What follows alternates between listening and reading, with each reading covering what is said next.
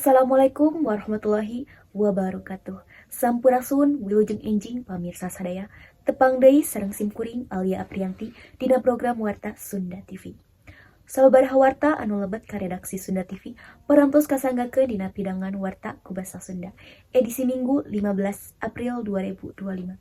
Anu bari sirbikeun 10 menit kapayun. Pamirsa nyanggakeun hiber salengkapna.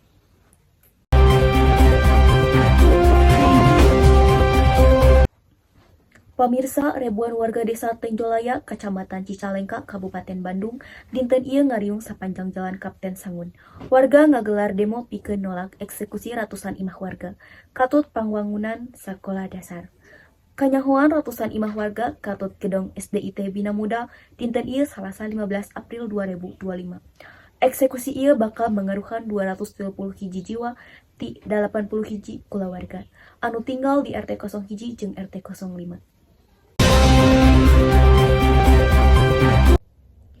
Sakitu wartos anu tiasa didugikeun dina Warta Sunda TV ayeuna, abdi Alia Aprianti nuhun sareng dugi ka engke.